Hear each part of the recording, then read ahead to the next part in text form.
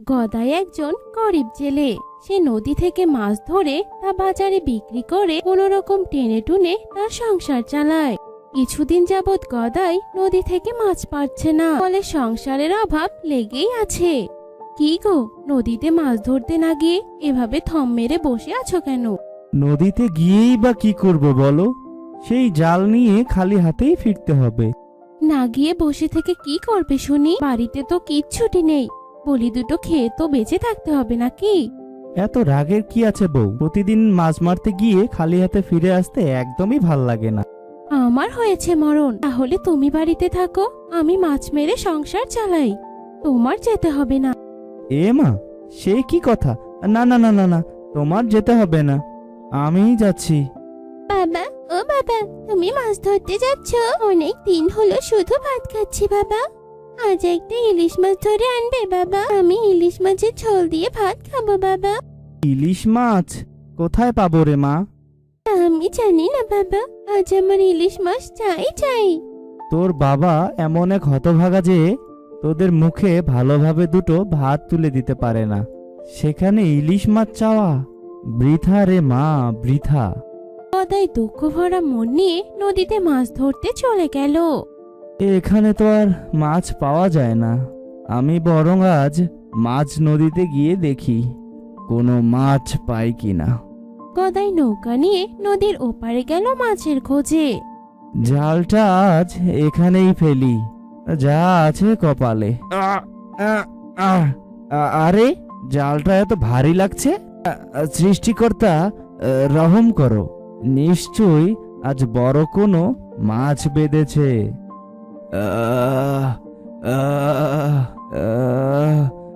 আমাকে ছেড়ে দাও, আমার যে পানি ছাড়া খুব কষ্ট হচ্ছে। ছাড়ো আমায়, ছেড়ে দাও। এত বড় মাছ, আর এই যে কথাও বলছে। আচ্ছা, মাছটা কথা বলছে কিভাবে? আমি মৎস্যরাজ, আমি যে কথা বলতে পারি। দয়া করে আমাকে ছেড়ে দাও, আমি তোমার সব ইচ্ছা পূরণ করব। আমার যে পানি ছাড়া নিঃশ্বাস নিতে খুব কষ্ট হচ্ছে। আহারে, ছাড়ছি ছাড়ছি, আমার মাছের দরকার নেই, তাই তুমি আগে প্রাণত বাঁচো।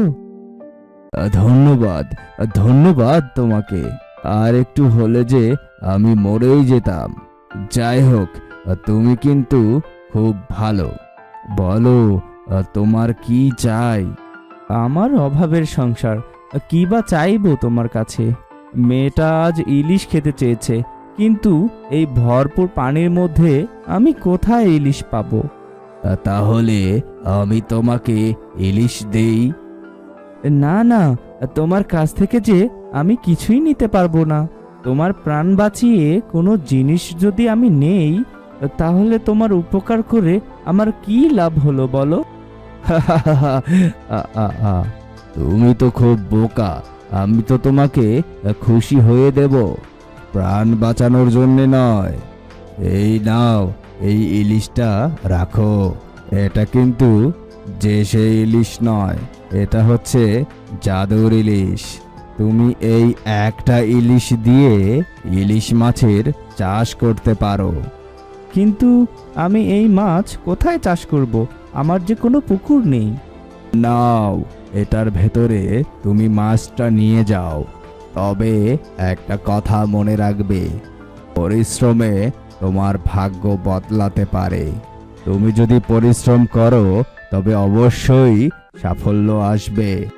গদাই মৎস্যরাজের কাছে বিদায় নিয়ে বাড়ির দিকে রওনা দিল। পথে দেখা হলো জনৈয়ের সাথে। গদাইদা, তা আজ বুঝি এই একটা মাছই পেলে? আর পাবেই বা কি করে? তোমার যে ছেঁড়া জাল, এতেই বা আর কয়টা মাছ ধরবে? বেশি মাছ পাবার তো আমার দরকার নেই চুনুইদা, ওপরওয়ালা যতটুকু দেবে আমি তাতেই খুশি। এমনও তো হতে পারে এই একটা মাছ থেকে 1000টা হলো। কি যে বলো না গদাইদা, একটা ইলিশ থেকে 1000টা ইলিশ। তা তুমি হাসতে থাকো, এখন তাহলে আমি আসি। নাচতে নাচতে এই একটা ইলিশ মাছ নিয়ে বাড়িতে ফিরলে। জানতাম জানতাম আজও মাছ পাবে না। আরে বউ, এই একটা মাছই অনেক মাছ হবে। এটা হলো জাদুর মাছ, জাদুর মাছ গো, জাদুর মাছ, বুঝলে? ও মা, সত্যি বলছো? এটা যদি সত্যি হয় তাহলে কত ভালো হবে গো, আমাদের অভাব দূর হবে। আর শোনো না, আমার কিন্তু আবার গলার হাতের কানের সব সোনার জিনিস বানিয়ে দিতে হবে।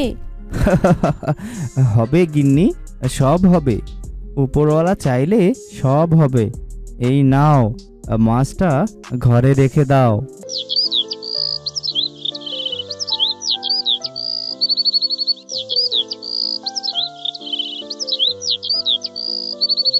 পরের দিন সকালে গদাই ও তার বউ ঘুম থেকে উঠে দেখলো ঘরের ভিতর একটা পুকুর হয়ে সেখানে ভরপুর ইলিশ মাছ হয়েছে। ও মা, ঘরের ভিতর যে পুকুর, আর এত ইলিশ মাছ যে এখানে! ওগো, মৎস্যরাজ যে সত্যি অনেক মহা। ও বাবা বাবা, এবার কি আমি প্রতিদিন ইলিশ মাছের ঝোল খেতে পারবো? হ্যাঁ মা, পারবি। বউ, আমি মাছ মেরে দিচ্ছি, তুমি জমিয়ে আজ সরিষা ইলিশ রান্না করো তো। ওগো, শুধু কি সরিষা ইলিশ করব? মাছ মেরে হাটে নিয়ে যাও, বিক্রি করে মাছের জন্য খাবার নিয়ে এসো। আজ থেকে বেশি বেশি পরিশ্রম করবে, বুঝেছো? মাছকে খেতে দেবে আর পুকুর পরিষ্কার করবে, মাছ বিক্রি করতে নিয়ে যাবে। ঠিক আছে গিন্নি, ঠিক আছে, আজ থেকে আমি বেশি করে পরিশ্রম করব। পুকুর থেকে অনেকগুলো ইলিশ ধরলো আর মাছগুলো নিয়ে গিয়ে হাটে বিক্রি করলো। কি গো গদাইদা, কাল না দেখলাম তোমার হাতে একটা ইলিশ, আর আজ পুরো দোকান জুড়ে এত ইলিশ কোথায় পেলে গো? বলেছিলাম না, উপরওয়ালা চাইলে 1000টা ইলিশ দিতে পারে, তাই হয়তো বা হয়েছে। মাছ নিলে নাও, ভারী স্বাদ এই ইলিশের। দোকানে ভিড় জমেছে, তাড়াতাড়ি নিলে তাড়াতাড়ি নাও দাদা। না না, আজ আর মাছ নেব না। গদাইয়ের দোকানের মাছ দেখতে দেখতে সব বিক্রি হয়ে গেল। বউ, এই নাও টাকা। দেখো, আজ অনেক টাকার মাছ বিক্রি করেছি গো। দেখতে দেখতেই মাছগুলো সব বিক্রি হয়ে গেল। ওগো, এত টাকা! এত টাকা যে আমি একসাথে প্রথম দেখছি। কাল থেকে প্রতিদিন পুকুর থেকে মাছ মেরে হাটে নিয়ে যাবে। এভাবে প্রতিদিন গদাই পুকুর থেকে ইলিশ মাছ ধরে হাটে বিক্রি করে। কিছুদিনের ভিতরে গদাইয়ের সংসারে সচ্ছলতা ফিরে এলো। ওগো, শুনছো? এখন তো আমাদের সংসারে আর কিচ্ছুর অভাব নেই। আমি বলি কি, এই কাঁচের কৌটোটা তুমি এবার মৎস্যরাজকে ফিরিয়ে দিয়ে এসো। কিন্তু কেন? মৎস্যরাজ আমাদেরকে ভালোবেসেই তো এটা উপহার দিয়েছিল। হ্যাঁ, দিয়েছিল, কিন্তু একবার চিন্তা করে তো, আমাদের মতো কত গরিব মানুষ থাকতে পারে। মৎস্যরাজ এবার না হয় তাদের দিবে, আমাদের তো আর কিচ্ছুর অভাব নেই। এটা রেখে আমরা কি করব বলো? তাই তো, ঠিক বলেছ বউ, আমি আজই এটা আজকে মৎস্যরাজকে ফিরিয়ে দিয়ে আসবো। গদাই সেই কাঁচের কৌটোটাকে নিয়ে নদীর ধারে গিয়ে মৎস্যরাজকে ডাকতে লাগলো। মৎস্যরাজ, ও মৎস্যরাজ, কোথায় তুমি? আমি যে তোমার সাথে দেখা করতে এসেছি। কি হয়েছে? এতদিন পর হঠাৎ আমার কথা মনে পড়লো বুঝি? আসলে মৎস্যরাজ, আমার এখন আর কোনো জিনিসেরই অভাব নেই, তাই ভাবলাম তোমার জিনিস তোমাকে ফিরিয়ে দিয়ে আসি। আপনি আমার মতো অন্য কোনো গরিব কাউকে এটি দিয়ে সাহায্য করবেন। সত্যিই বন্ধু, তুমি অনেক মহৎ। এটা আমায় আর দিতে হবে না। তোমার কাছে যদি কোনো অসহায় মানুষ কোনোদিন সাহায্য চাইতে আসে, তবে এই কাচের কৌটার ভেতরে তোমার পুকুর থেকে একটা মাছ দিও, তাহলেই হবে। আচ্ছা বন্ধু, ধন্যবাদ তোমাকে, আমি আবার আসবো। আজ তাহলে আসি। গদাই মৎস্যরাজের কাছে বিদায় নিয়ে বাড়ির দিকে রওনা দিল। এরপর গদাই তার পরিবারকে নিয়ে সুখে শান্তিতে বসবাস করতে লাগলো।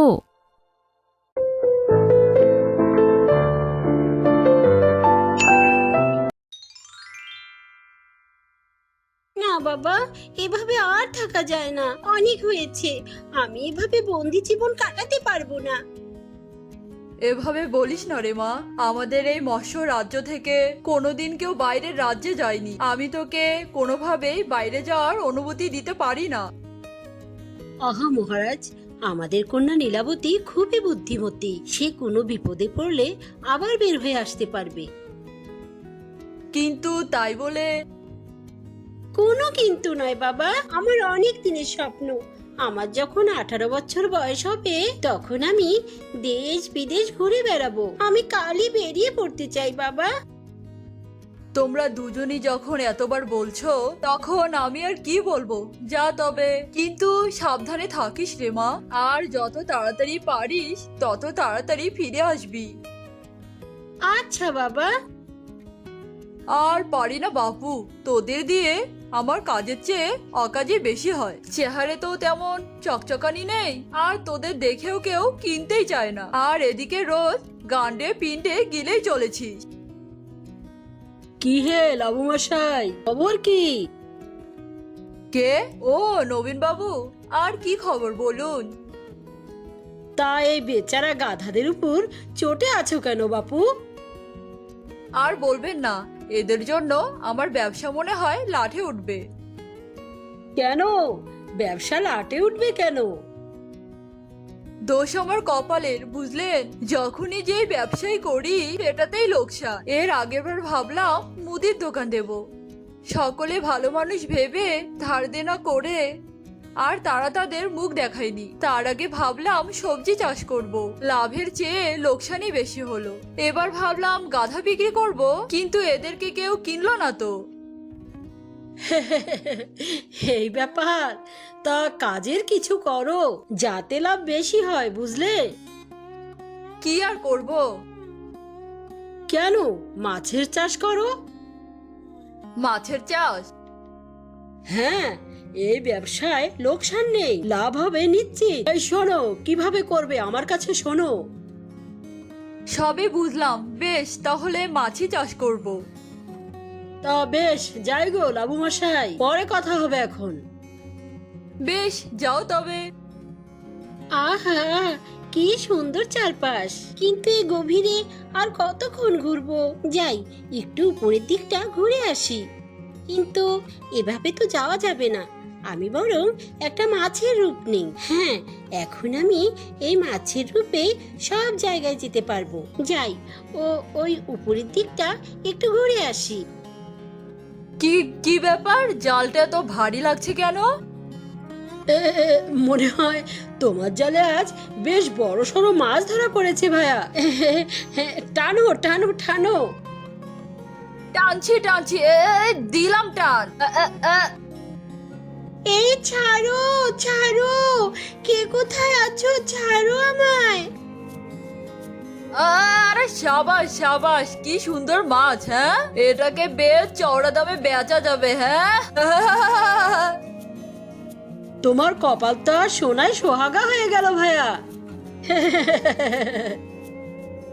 না, নবীন মশাইয়ের কথা মতো মাছ চাষ করাই ভালো। যাই, বাজার থেকে কিছু মাছ নিয়ে আসি। এবার ব্যবসা কাকে বলে সবাইকে দেখিয়ে দেব। এই, তোমার কাছে কিছু মাছ হবে চাষ করার জন্য? না বাবু, এই চাষ করবার মতো তো তেমন কোনো মাছ নেই, তবে এই ডিমওয়ালা মাছ আছে, এই দেখুন না। না, ছোট ছোট অনেক মাছ কেনার চেয়ে আমি বরং কয়েকটা ডিমওয়ালা মাছই কিনে নিয়ে যাই। হ্যাঁ, সেই ডিম থেকে অনেক অনেক বাচ্চা হবে। হ্যাঁ, কি ভাবছেন বাবু, মাছ কি কিনবেন না? আরে কিনবো কিনবো, নিশ্চয়ই কিনবো। ওই যে ডিমওয়ালা মাছের কথা বলছিলে না, কই দেখি তোমার সেই সব মাছ দেখাও তো। এই দেখুন কত মাছ, এগুলোর পেটে অনেক ডিম হবে। তা আমাকে বেশ 5টা ডিমওয়ালা মাছ দাও তো।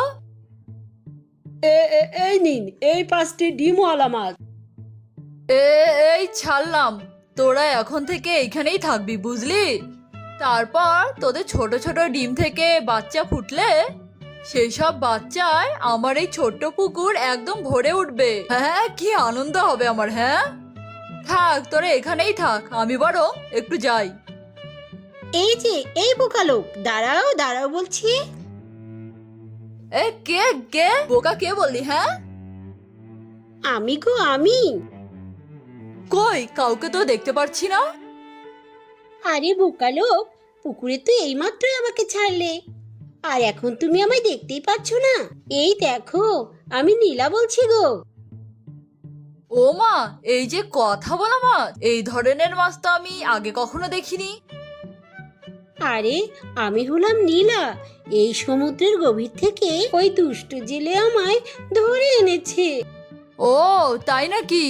তো বেশ বেশ, তোমার এখানে কোনো অযত্ন হবে না, দেখো রোজ খাবার দেবো। আচ্ছা, তুমি তো কথা বলা মাছ, তবে কি তোমার ডিম থেকে হওয়া সব মাছও কথা বলবে? মরণ, আমি মাছ নই, আমি হলাম মৎস্যকন্যা নীলা। আমি মৎস্যরাজের মেয়ে, এই দেখো আমার আসল রূপ। ও মা গো মা, কি সুন্দর গো তুমি। তা তুমি এখানে কিভাবে এলে? চালাক জেলেটা তোমাকে বোকা বানিয়েছে গো। এখানে একটা মাছের পেটেও ডিম নেই, আর তুমি ডিমওয়ালা মাছ কিনেছিলে কেন? আসলে আমি যখনই কোনো ব্যবসা করি তখনই তাতে ক্ষতি হয়। এবারে একজন বুদ্ধি দিল যে মাছ চাষ করতে, টাকার অভাবে পোনা মাছ না কিনে বড় ডিমওয়ালা কয়েকটা মাছ কিনে আনলাম, তাদের ডিম থেকে মাছ হবে বলে। আহারে, তুমি বুঝি খুব গরিব? হ্যাঁ তো, আমি কোনো কাজেরই না, আর যাই করি তাতেই ক্ষতি। থাক এসব কথা, না জেনে তোমার সাথে কত অন্যায় করেছি। আমি বরং তোমাকে আবার সমুদ্রে ছেড়ে দিয়ে আসি, চলো। বেশ, যাব। তবে শোনো, তার আগে আমি তোমায় তোমার সততা আর ভদ্রতা দেখে একটা উপহার দিচ্ছি। তুমি বাড়ি গিয়ে দেখবে তোমার বাড়ির সামনে দুটো বড় বড় কুয়ো হয়ে গেছে, আর সেই কুয়ো ভর্তি থাকবে বড় বড় সমুদ্রের মাছ। তুমি রোজ সেখান থেকে যতই মাছ ধরো না কেন, সে মাছ কখনোই শেষ হবে না। তাই তুমি আমাকে এত বড় একটা উপহার দিলে, ধন্যবাদ তোমাকে অনেক। জানো, বাবা মা মারা যাওয়ার পর অনেক কষ্ট করে বড় হয়েছি। আজ তোমার এই উপহারের জন্য আমার অনেক বড় উপকার হলো গো। চলো তোমাকে সমুদ্রে দিয়ে আসি। বেশ, চলো। বাঁচাও, কেউ আমার ভাইকে শাকচুন্নির হাত থেকে বাঁচাও, বাঁচাও। এ কি, ওদিক থেকে একটা ছোট্ট বাচ্চার চিৎকার শোনা যাচ্ছে। তাই তো, চলো তো গিয়ে দেখি। রহিমা দ্রুত সেখানে গিয়ে দেখে মিনু পেতনি রাজুর গলা টিপে ধরেছে। এ কি মিনু, তুমি তুমি তো ভালো হয়ে গিয়েছিলে, আর এখন এভাবে একটা ছোট্ট শিশুকে মেরে ফেলতে চাইছো? আমি ওকে মারতে চাইনি, কিন্তু ও আর ওরা আমাকে মারতে বাধ্য করেছে। আমি আমার প্রতিশোধ নেবই। কিসের প্রতিশোধ মিনু? কি হয়েছে তোমার? ছেড়ে দাও ওই বাচ্চাকে। ভাগ্যে সেই গ্রামের রাস্তা দিয়ে বাবার বাড়িতে যাচ্ছিলাম। আমাকে ছেড়ে দাও রহিমা, আমার কাজে বাধা দিও না। আগে বলো, কি এমন হয়েছিল যে কারণে আমাদের ভালো মিনুর এরূপ দেখছি আমি? টিনু মিনু পূর্ণ গ্রাম ছেড়ে নতুন এক গ্রামে গেল। সে নতুন গ্রামে থাকার জন্য লোকালয় ছেড়ে একটা বড় গাছ খুঁজতে লাগলো। এই গ্রামে কি ছোট গাছ ছাড়া বড় গাছ নেই? তাই তো, আমার তো আর বড় গাছে পা দিয়ে না বসলে ভালোই লাগে না। তবে যাই বলিস বোন, রহিমার ওই ছেলে মেয়ে দুটোকে আমার বেশ ভালো লাগছে। থাক, ওদের কথা ভেবে আর মন খারাপ করিস না। আমাদের ওই গ্রাম ছেড়ে চলে আসার সঠিক সিদ্ধান্ত হয়েছে। ওই গ্রামের মানুষেরা আমাদের উপর অনেক বিরক্ত ছিল। তা ঠিক বলেছিস বোন, ওই দেখ, ওদিকে একটা বড় তেঁতুল গাছ দেখা যাচ্ছে না? হ্যাঁ তাই তো, চল আমরা সেখানেই যাই। আর আশেপাশেও তো ফাঁকা। মিনু টিনু সেই তেঁতুল গাছের ডালে গিয়ে বসলো আর সেখানেই থাকতে শুরু করলো। অনেকদিন থেকে কোনো মাছ খাই না বোন, চল সামনের ওই পুকুরটা থেকে দুটো মাছ ধরে আনি। ঠিক আছে চল, এখন থেকে নিজেরাই মাছ ধরে খাবো, অন্য কাউকে আর বিরক্ত করবো না আমরা। বোন, তুই এখানেই দাঁড়া, মিনুটিনুর দিন এভাবেই বেশ ভালোই কাটছিল। কিন্তু একদিন সেই পুকুরের মালিক কেরামত মিনুটিনুকে মাছ তুলতে দেখে ফেললো। ও আচ্ছা, তাহলে এই ঘটনা। আমার পুকুরের মাছ এই দুই শাকচুনি মিলে চুরি করে খায়। এদেরকে তো আমি আচ্ছা মতো শাস্তি দেব। কিরে শাকচুনিরা, তোদের সাহস কি করে হলো আমার পুকুরের মাছ চুরি করে খেতে? আমরা চুরি করিনি বড় কাকা। কি মিথ্যে, আমরা চুরি করিনি। দেখ আজ তোদের দুটোকে কিভাবে মেরে সোজা করি আমি। না, মেরো না আমাদের, মেরো না আমার বোনকে।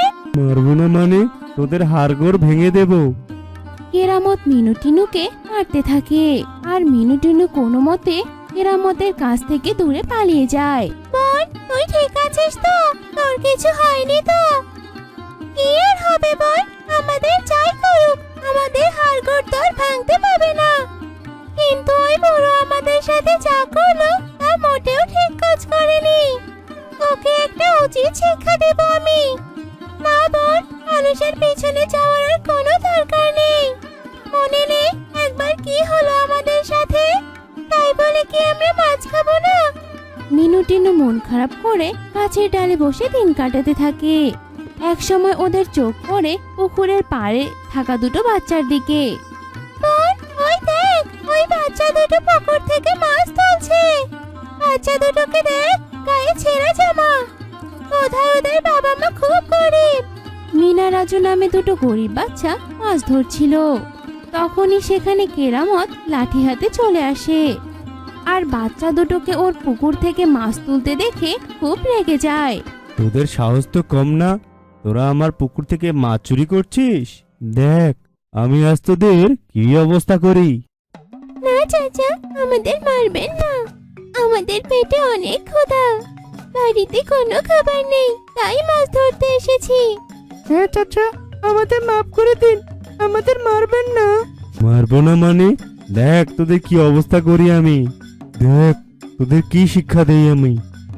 ওরা দুজন সাঁতার না জানায় ডুবে যাওয়ার উপক্রম হলো। বাঁচাও, কেউ বাঁচাও আমাদের, কেউ আমাদের বাঁচাও। এ রে, এখন যদি আমি এখানে থাকি, গ্রামের লোকজন যদি আমাকে দেখে ফেলে, তাহলে তো সবাই আমাকে ধোলাই দেবে। যাই আমি, আর এমন ভাব নিতে হবে যে এসবের আমি কিছুই করিনি। কেরামত এমনটা বলে সেখান থেকে চলে যায়। বোন চল, আমাদের ওদের দুই ভাই বোনকে বাঁচাতে হবে। হ্যাঁ বোন, এখনই চল। কিন্তু তারপরেও মিনা রাজু মিনুটিনুকে দেখে ভয়ে কাঁপতে থাকে। এ কি, এ তো শাকচুন্নি। মিনা, তোর মনে আছে আমাদের দাদি কি বলেছিল? হ্যাঁ রাজু, মনে আছে। দাদু বলেছিল দুপুরবেলা আমরা যদি মাছ ধরতে আসি তাহলে শাকচুন্নি আমাদের পুকুরে ধাক্কা দিয়ে ফেলে দেবে। এই, তোমরা কি বলছো? আমরা তো তোমাদের বাঁচালাম। হয়তো তোমাদের আরো বড় কোনো পরিকল্পনা আছে, তাই আমাদের পুকুর থেকে তুলেছো তোমরা। মিনা, চল পালাই। মিনা রাজু দৌড়ে লোকালয়ের দিকে পালাতে লাগলো আর বলতে লাগলো, শাকচুন্নি, পুকুর পাড়ে শাকচুন্নি আছে। দুটো শাকচুন্নি আছে, ওরা আমাদের মেরে ফেলবে। এ কোথায় আছো? শুনে যাও শাকচুন্নিদের কথা। কেরামত আড়াল থেকে মিনা রাজুর এসব কথা শোনে আর নিজেকে বাঁচানোর জন্য ফোন দিয়াটে। মিনা রাজু, তোমরা ঠিক আছো তো? এ কি কেরামত চাচা, আপনি আমাদের মারবেন না তো? না বাছা, আমি বিনা কারণে তোমাদের কেন মারবো? আসলে তখন আমার উপর শাকচুন্নি ভর করেছিল, তাই তো আমি তোমাদের মারতে গিয়েছিলাম। আপনি ঠিক বলেছেন চাচা, দুইটা শাকচুন্নি আমরা নিজের চোখে দেখেছি। সবাই শোনো, আমাদের গ্রামে শাকচুন্নি ঢুকেছে, সত্যিকারের শাকচুন্নি। মিনা রাজুর কথা শুনে গ্রামের সবাই আতঙ্কিত হয়ে উঠল। কি বলে এরা? আমাদের গ্রামে শাকচুন্নি? আমাদের ছেলে মেয়েদের জন্য এটা তো খুব বিপদের কথা। মা, এখন কি তবে আমরা স্কুলে যেতে পারবো না? স্কুলে যাওয়ার সময় শাকচুন্নিরা যদি আমাদের ঘাড় মটকে দেয়? না বাচ্চা, আমরা তো আছি, তোমাদের কিচ্ছু হবে না। শোনো শোনো, আমি বলি কি, এই শাকচুনিরা আমাদের গ্রামে গজবের মতো, তাই এদের দ্রুত শেষ করতে হবে। এখনই কেউ গিয়ে চানু ওঝাকে ডেকে নিয়ে আসো। কেরামতের কথা মতো চানু ওঝাকে ডেকে নিয়ে আসা হলো। চানু ওঝা আর বাকি সবাই মিলে গেল সেই তেঁতুল গাছের কাছে, যেখানে মিনু টিনু বসেছিল। কি বোন, গ্রামের লোকেরা আমাদের দিকে আসছে কেন? বোধহয় আমাদের ধন্যবাদ দিতে। তো দুটো বাচ্চাকে বাঁচিয়েছে বলে কথা, কিন্তু ওদের সাথে ওঝা কেন? কি বলছিস, ওঝাও আছে নাকি? তাই তো, আমাদের তো তাহলে পালাতে হয়। ঠিক বলেছিস, বিষয়টা সুবিধার লাগছে না। আর দেখ, গ্রামের কিছু মানুষের হাতে মশালও আছে। বোন চল, কথা না বাড়িয়ে আমরা পালিয়ে যাই। মিনু টিনু পালিয়ে যাওয়ার চেষ্টা করে, তখনই ওঝা নিজের শক্তি দিয়ে পেছন থেকে তাদের একটা খাঁচাতে বন্দি করে। ছেড়ে দাও, ছেড়ে দাও আমাদের। আমাদের কেন বন্দি করেছো তোমরা? আমরা তোমাদের কি ক্ষতি করেছি? কি ক্ষতি করেছিস? দুটো মাছুম বাচ্চাকে পুকুরে ফেলে মারতে চেয়েছিস, বলছিস কিছু করিসনি। আমরা তো ওদের বাঁচিয়েছি, উল্টো আপনি তো ওদের পুকুরে ফেলে দিয়েছিলেন। এ কি ওঝা, এখানে কি আপনাকে ডেকে নিয়ে এসেছি ওদের মিথ্যা নাটক দেখার জন্য? এই দুটাকে উচিত শিক্ষা দিন। আপনি ভাববেন না কেরামত মিয়া, দেখেন এই দুই পেতনিকে আমি কিভাবে বাতাসের সাথে ভ্যানিশ করে দেই। না, আপনারা আমাদের ছেড়ে দিন। আপনারা আমাদের ভুল বুঝছেন, ছেড়ে দিন, আমরা কিছু করিনি। মারো ওদের, মারো, শেষ করে দাও ওদের। ওরা থাকলে আমরা বেঁচে থাকতে পারবো না। ওদের পরিকল্পনা আমাদের গ্রামকে নিজের হাতের মুঠোয় রাখা, তাই বুদ্ধি করে আমাদের পানিতে ফেলে দিয়ে আবার নিজেরাই পানি থেকে উঠিয়েছে। টিনু একটা সময় বুঝতে পারে যে ওদের আর বাঁচা সম্ভব নয়, কিন্তু সে জানতো একটা উপায় আছে যার দ্বারা ওদের মধ্যে একজনকে বাঁচানো যাবে। না, মিনুর মাথায় এসব ভাবনা আসার আগে আমার সব শক্তি মিনুকে দিয়ে দিতে হবে, তাহলে মিনু অনেক শক্তিশালী হয়ে উঠবে আর পালাতেও পারবে। টিনু এমনটা বলে ওঝা ওদের আঘাত করার আগে মিনুকে সব শক্তি দিয়ে দিল। মিনু, তোকে আমি নিজের শক্তি দিয়ে দিয়েছি, তুই পালিয়ে যা। না, আমি তোকে ছাড়া কোথাও যাব না। আমার কথা শোন, তুই যা বোন। মিনু টিনু খুব কাঁদতে থাকে, আর অন্যদিকে কেরামত আর ওঝা হাসতে থাকে। নাটক দেখো, শাকচুন্নিদের দুই বোনের মধ্যেও আবার এত ভালোবাসা থাকে নাকি? আহারে, এত ভালোবাসা দেখে তো আমার চোখে পানি চলে আসছে।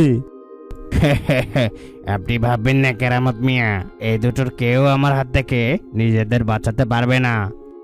বোন, তুই পালা বোন, আমাদের প্রতি অন্যায় হয়, তোকে প্রতিশোধ নিতে হবে। আমার সময় শেষ। ওঝা, কেরামত, তোদের আমি শেষ করে দেব। তোরা আমার নিরপরাধ বোনকে শেষ করে দিয়েছিস। আগে তো নিজেকে বাঁচিয়ে দেখা। টিনুর শরীর বাতাসে মিলিয়ে গেলেও টিনুর অতৃপ্ত আর তার কান্না ভরা কণ্ঠস্বর মিনুর কানে গেল। বোন, এখন তুই ওদের সাথে লড়াই করে জিততে পারবি না। পালা বোন, বোন তুই পালা বোন, আমার কথা শোন। টিনুর কণ্ঠস্বর শোনার পরে টিনুর আর ওর নিজ শক্তি দিয়ে সেখান থেকে পালিয়ে যায়। এ কি ওঝা, কোথায় আর এক শাকচুন্নি? সর্বনাশ, ও তো বোধহয় পালিয়ে গেছে কেরামত মিয়া। সেদিনের মতো মিনু সেখান থেকে পালিয়ে বেঁচে যায়। বোন, তুই ছিলি আমার একমাত্র অবলম্বন, তুই ছাড়া আমার কেউ নেই। সেই তোকেই আমার কাছ থেকে দূরে সরিয়ে দিয়েছে, শাস্তি তো ওদের পেতেই হবে। বোন, তুই শুনতে পাচ্ছিস? তুই যেখানেই থাকিস না কেন, আমি তোকে কথা দিচ্ছি, সবকটাকে শেষ করে দেব আমি। এরপর থেকে মিনুর প্রতিশোধের আগুন মিনুকে দিয়ে সব গ্রামের মানুষকে একে একে শেষ করতে থাকে, আর এ নিয়ে গ্রামের সকলের মনে ভয় বাড়তে থাকে। গ্রামে যে কি সব হচ্ছে কিছুই বুঝতে পারছি না, কবে না জানি আমার পালা আসে। এজন্যই তো রাতে বের হতে চাই না, কিন্তু এই ব্যবসা বাণিজ্য আমাকে রাতেই করতে হয়। মনে আছে আমার কথা? কে কে কে তুই? আমি মিনু। তুই আমার বোনকে মেরেছিলি, মনে আছে? বিনা কারণেই মেরেছিলি, ওর কোনো দোষ ছিল না, দোষ ছিল তোর। ও মাফ করো আমাকে। কোন দুহাত লম্বা করে কেরামতের গলা টিপে ধরে কেরামতকে সেখানেই মেরে ফেলে এবং অন্য এক রাতে শেষ করে ফেলে ওঝা চানুকে। শেষ, আমার লিস্টে আছে মাত্র দুজন, মিনা আর রাজু। তারপরে এদের দুই ভাই বোনকে আমি জঙ্গলে পাই। মিনা, রাজু, এদেরকে আমি শেষ করে আজকে আমার প্রতিশোধ পূর্ণ করব। না মিনু, এমনটা করবে না তুমি। দেখো, ওরা ছোট, কেরামত ওদের যা বুঝিয়েছে ওরা তাই বুঝেছে। ওরা তোমাকে দেখে আগে যেরকম ভয় পেয়েছে এখনো ভয় পাচ্ছে। মাফ করে দাও আমাকে মেনু শাকচুন্নি, আমি সবটা না জেনে তোমাদেরকে ভুল ভেবেছিলাম। আমাকে মাফ করে দাও শাকচুন্নি আন্টি। মিনু, ওদের ছোট সুন্দর মুখগুলো দেখো। এরপর কি তুমি পারবে ওদের মেরে ফেলতে? দেখো, আমি বুঝতে পেরেছি তোমাদের সাথে অন্যায় হয়েছে।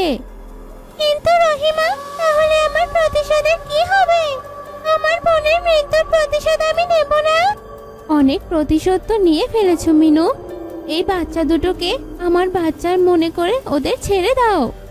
মিনু বাচ্চা দুটোর কান্না চোখের দিকে দেখে আর ওর বাচ্চা দুটোর জন্য খুব মায়া হয়। বেশ রহিমা, আমি ওদের মাফ করে দিলাম। আমি সত্যি ওদের আর মারতে পারবো না। শোনো মিনা, রাজু, একটা কথা বলি, যাচাই বাছাই না করে কোনো নিরপরাধের মাথায় অপরাধের বোঝা দিও না। আমাদের ভুল হয়ে গেছে। শেষমেশ মিনু রহিমার কথা শুনে গ্রামের লোকদের খুন করা বাদ দিয়ে দিল। তারপর সেখান থেকে চলে যায় দূর থেকে আরো দূরে, যেখানে একা থাকা যায়।